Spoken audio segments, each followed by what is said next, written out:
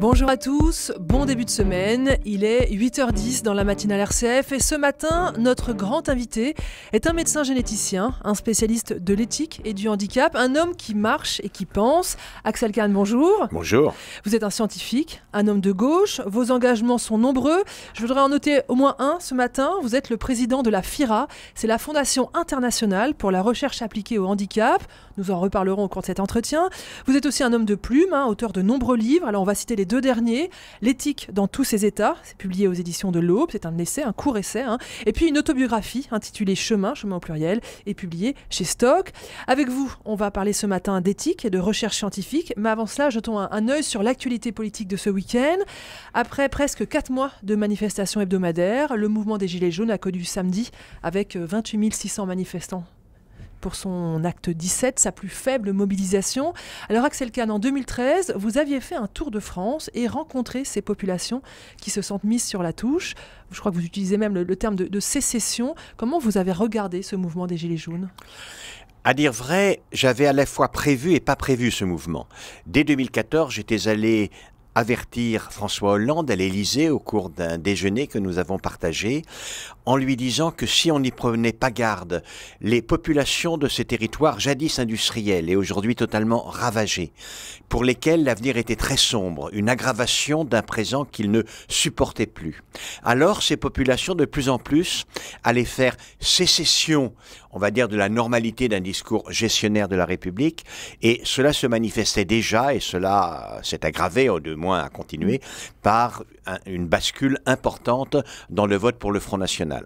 Alors j'ai dit que j'avais tout à fait prévu cela, et j'ai prévu les caractéristiques de ce mouvement, mais naturellement, une des caractéristiques de ce mouvement, c'était que les gens, tellement persuadés que le pire était certain, qu'ils n'étaient pas mobilisés, pas engagés. Donc c'était en quelque sorte une réserve d'explosifs, mais personne ne savait lorsque l'étincelle ferait partir, déclencherait l'explosion. Et il n'y a pas de doute que ce sont les maladresses du président de la République, du gouvernement, notamment sur l'automobile, sur la taxe écologique, qui a été l'étincelle déclenchant cette explosion. Donc ensuite, j'ai vraiment bien prévu ce que serait le mouvement, par exemple parce qu'il n'était pas du tout mobilisé, l'extraordinaire difficulté à trouver une ligne directrice, le caractère fortement morcelé, mais également parce qu'auparavant ils étaient tous chacun dans leur coin, l'engouement pour cette espèce de solidarité de la rencontre au niveau des ronds-points. Cette fraternité des ronds-points. Voilà, oui. Absolument.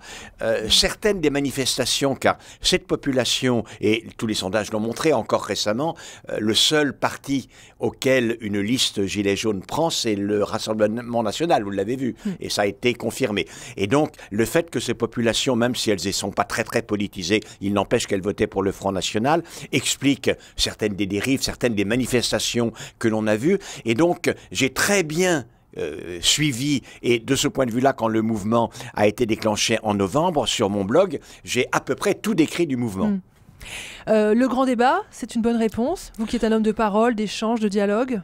Le grand débat, c'est toujours difficile, mais dans une situation aussi critique, de toute façon, c'est la plus mauvaise des solutions à l'exclusion de toutes les autres. C'est-à-dire que quand on est dans une situation aussi bloquée, aussi critique, parler ne résout pas tout, mais ne pas parler ne résout rien. Axel Kahn, j'aimerais qu'on parle maintenant de questions d'éthique. Il y a un peu plus d'1 an, le gouvernement lançait les états généraux de la bioéthique. Depuis, le projet de loi va de report en report pour cause d'encombrement parlementaire. Il pourrait même attendre jusqu'à 2020. Vous le regrettez ? Oui, je le regrette. Je n'ai pas l'impression, mais je me trompe peut-être, je n'ai pas l'impression qu'il y ait des arrière-pensées derrière. Mais on vient de parler des Gilets jaunes, on vient de parler du grand débat. Il y a d'autres priorités. Voilà, il y a des priorités. Quand on regarde la masse des Français, il y a beaucoup de gens qui attendent cette révision de la loi de bioéthique. Mais quand on regarde les préoccupations qui se sont manifestées, et même dans le grand débat, ça ne vient pas du tout en tête de gondole. Et donc, par conséquent, si l'on veut assez rapidement passer dans le domaine législatif certaines des conclusions du grand débat et certaines des décisions du gouvernement, c'est vrai qu'il va y avoir un embouteillage parlementaire. J'ai le sentiment que c'est la question. Je n'ai pas le sentiment qu'il y a eu une modification dans les intentions du gouvernement à ce propos. Axel Kahn, vous venez de publier L'éthique dans tous ses états. C'est un essai. Quelle est votre définition de l'éthique ? L'éthique, c'est la réflexion et les actions sur la vie bonne et sur les valeurs qui la fondent. C'est-à-dire que quand nous avons une décision à prendre, on la prend en fonction de son intérêt ou bien de son plaisir, et parfois, ça ne suffit pas. Et on cherche ce qu'il convient de faire, ce qu'il est bien de faire. Eh bien ça, c'est la réflexion éthique. Mais l'éthique ne s'arrête pas là. C'est pas au petit bonheur la chance. Elle exige également que l'on spécifie en raison, que l'on indique les raisons que l'on a de s'engager dans telle ou telle voie, c'est-à-dire d'apporter telle ou telle réponse à une question qui se présente souvent de manière ouverte. Voilà ce qu'est l'éthique lorsque l'on s'engage, comme je le fais depuis 35 ans en ce domaine. C'est-à-dire que c'est toujours argumenté. C'est pas uniquement une question d'intime conviction. L'intime conviction, c'est quelque chose. Mais l'éthique appartient au domaine de la philosophie morale, profondément. Et il n'y a pas de philosophie qui ne soit argumentée, autrement, elle n'a strictement aucun intérêt. Alors en novembre dernier, il y a eu cette annonce ultra controversée d'un chercheur chinois annonçant avoir fait naître des jumelles génétiquement modifiées, des bébés génétiquement modifiés. La plupart des scientifiques ont dénoncé une expérience dangereuse car prématurée et pas encore au point. Je crois que votre jugement a été encore plus sévère. En fait, ce qu'a fait ce scientifique chinois, et ça n'est pas tout à fait un hasard, c'est en Chine que cela se passe, c'est qu'il a créé les 2 premières petites filles transhumaines. C'est-à-dire que dans ce mouvement extrêmement impétueux, fort aujourd'hui, cherchant à légitimer le transhumanisme, c'est-à-dire des modifications génétiques non pas pour guérir des maladies, mais pour faire apparaître des traits héréditaires soi-disant favorables, on en parlait, on ne l'avait jamais fait, lui il l'a fait. Et d'ailleurs il l'a fait de manière singulière, soi-disant, disait-il, il voulait faire naître des enfants résistants à l'infection par le sida, mais en réalité, l'inactivation du gène qu'il a inactivé aurait également la capacité d'améliorer les capacités mentales. Voilà. Et donc, ça, c'est l'un des grands desseins des transhumanistes. Ils ont 2 grands desseins, qui est une augmentation des capacités mentales, de l'intelligence, et l'autre, c'est l'immortalité. Alors, ces petites filles ne sont pas du tout immortelles. En réalité, pour ce qui est de rendre les filles résistantes au sida, c'est un peu ridicule, parce que le père était séropositif, mais il n'y a, avec les techniques aujourd'hui, plus aucun risque qu'un père séropositif ne contamine ni sa compagne, ni ses enfants. Il est traité, on fait une fécondation après lavage des spermatozoïdes, donc il n'y a vraiment pas de problème, c'est parfaitement au point, on fait ça tout le temps. Et puis en plus, il faut imaginer que l'on veuille en 1950, avec les mêmes outils, créer des personnes résistantes aux maladies. À quoi ce Chinois, s'il avait existé à ce moment-là, avec ses outils, aurait-il rendu résistantes les personnes? Évidemment à la polio, ou bien à la variole, qui ne sont plus du tout des menaces. Eh bien, dans 1 ou 2 générations... Vous pensez que le sida ne sera plus une menace dans 1 ou 2 générations? Oh oui, sans doute. Ça n'est pas du tout même le même aspect qu'il y a 10 ans de cela. Il y a fort à parier que dans 1 ou 2 générations, ça ne sera pas du tout un problème de santé publique. Donc ça, c'est profondément absurde. On ne connaît pas naturellement les conséquences. C'est mal maîtrisé. On le voit dans le détail de ce qui s'est passé dans l'intimité biologique de l'ADN qu'il a ainsi modifié. Mais ce qui doit être discuté, c'est celui de la légitimité d'une intervention sur l'homme, non pas pour réparer, pour compenser des inégalités de nature, mais au contraire, pour réaugmenter, pour créer de nouvelles inégalités de nature. Il faut vous rendre compte que c'est une inversion totale du paradigme de la recherche, notamment dans le domaine biologique et médical. Donc pour vous, il faut bien distinguer ce qui répare de ce qui améliore. Absolument. Ce sont 2 desseins totalement différents. Lorsque vous réparez, vous essayez de compenser des inégalités de nature. Lorsque vous augmentez, vous créez de nouvelles inégalités de nature.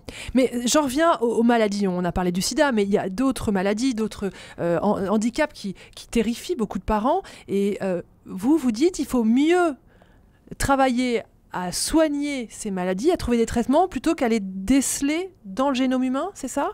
Non, je ne dis pas ça du tout. Alors, qu'est-ce que vous dites, vous? Lorsqu'il existe des possibilités, s'il existait des possibilités, effectivement, de guérir dès le niveau embryonnaire des maladies dont on sait qu'elles vont survenir. Pourquoi pas? Mais en réalité, il n'y a pas d'indication. Pour quelle raison? C'est que quand vous voulez guérir une maladie qui va survenir, eh bien, il faut faire de la fécondation in vitro. Vous avez une dizaine d'embryons, et d'après les lois de la génétique, certains de ces embryons vont donner un enfant malade et d'autres un enfant sain. Ça, c'est sûr, il y a toujours des embryons qui sont sains. Naturellement. Enfin, dans 99% des cas, il y a des cas tout à fait exceptionnels. Dans 99% des cas, vous êtes avec des embryons sains et des embryons anormaux.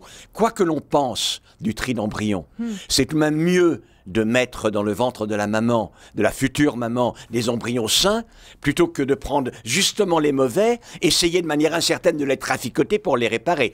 Et donc, pour ce qui est de réparer une anomalie responsable d'un handicap, il n'y a pas d'indication assez technique. La vraie indication assez technique, c'est pour faire apparaître un trait qui n'existe pas, c'est-à-dire améliorer effectivement les lignages. Et ça pose un problème philosophique. Donc ces ciseaux génétiques dont on parle beaucoup, cette technologie CRISPR-Cas9, pour vous, c'est un outil qui est juste, a priori, destiné uniquement au transhumanisme ? Non, c'est pas ça du tout. On l'utilise aujourd'hui dans tous les laboratoires du monde. D'accord, ok. Ce que je suis en train de dire, c'est que l'utilisation de CRISPR-Cas9 sur l'embryon humain à des fins de guérison, de thérapie génique germinale, c'est-à-dire de guérison d'une maladie génétique au niveau de l'embryon. Moi, personnellement, je n'y serais pas opposé. Mais quand on regarde simplement... C'est pas la bonne méthode. Non, c'est pas ça. C'est qu'il n'y a pas d'indication. Il n'y a pas d'indication puisque il faut faire d'abord un diagnostic des embryons qui devraient être corrigés, mais comme en même temps, dans des embryons qui sont bons, ça conduit au tri d'embryons et non pas naturellement à la correction d'embryons. Et donc si on le fait, je suis un homme extrêmement pragmatique, si on le fait, ça ne peut pas être pour corriger des maladies. En revanche, et le chinois le montre bien, c'est pour faire apparaître de nouveaux traits et c'est donc dans la perspective du transhumanisme. Axel Kahn, vous écrivez dans votre livre « Le défi éthique est immense, mais il est déjà perdu ». Alors, qu'entendez-vous par le défi éthique et pourquoi est-il perdu? Même si tout n'est pas perdu, vous précisez par la suite. Oui, alors en réalité, je réponds à une question qui consiste à savoir si le défi de parvenir à un monde de plus en plus éthique peut être remporté. Alors je dis, ce défi-là, il est perdu. En revanche, pour que le monde ne soit tout simplement pas intolérable, ne soit pas inhumain, le combat éthique au jour le jour de tous les instants, il est totalement indispensable. Il n'y aura pas de fin. Pour quelle raison? C'est qu'à chaque fois que l'homme est capable de maîtriser une nouvelle technique, comme il est libre, il peut utiliser cette technique de deux manières, soit au bénéfice, soit au détriment de l'humanité. Et donc, l'éthique, c'est d'essayer de mobiliser tous les moyens pour qu'il l'utilise plutôt au bénéfice qu'au détriment. Et ça, c'est un combat, c'est une ascèse, une tension qui n'aura pas de fin. Axel Kahn, vous êtes à la tête de la FIRA, la Fondation internationale pour la recherche appliquée au handicap, qui organise jeudi ces rencontres recherche, handicap et citoyenneté. La recherche travaille aujourd'hui pour renforcer l'inclusion des personnes handicapées, c'est ça? Oui, c'est cela. Les personnes handicapées, ce sont nos sœurs et nos frères, ce sont des citoyennes et des citoyens. Mais pour accéder à la plénitude de leurs droits, à l'intégration, à l'inclusion, à la citoyenneté, ils ont besoin de plus d'aide que les personnes valides. Une société n'est société que lorsqu'elle met en œuvre des moyens pour aider ceux qui ont besoin d'être aidés. Et donc la FIRA, lorsque ces méthodes d'aide ne sont pas encore au point, finance de la recherche pour que l'impossible devienne possible. C'était impossible, mais la FIRA est intervenue et donc on l'a fait. Alors un exemple de ces recherches financées, accompagnées par la FIRA? Parmi les recherches que l'on va présenter dans notre prochaine réunion annuelle jeudi prochain, il y en a une qui s'est achevée, qui concerne les femmes trisomiques qui sont malheureusement très souvent victimes d'agressions sexuelles, mais qui ont le droit naturellement à assumer leur sexualité. Et donc, plusieurs méthodes de recherche utilisant l'informatique, utilisant des groupes de parole, etc., ont été mises en œuvre avec des recherches comparées pour savoir quel était le meilleur moyen de faire en sorte que ces femmes soient les actrices de leur vie, mais ne soient pas les victimes, comme elles le sont très souvent aujourd'hui. Eh bien, cette recherche a été menée durant 2 ans. Il y aura des premiers résultats qui vont nous être présentés. Mais vous voyez, ça c'est très très important.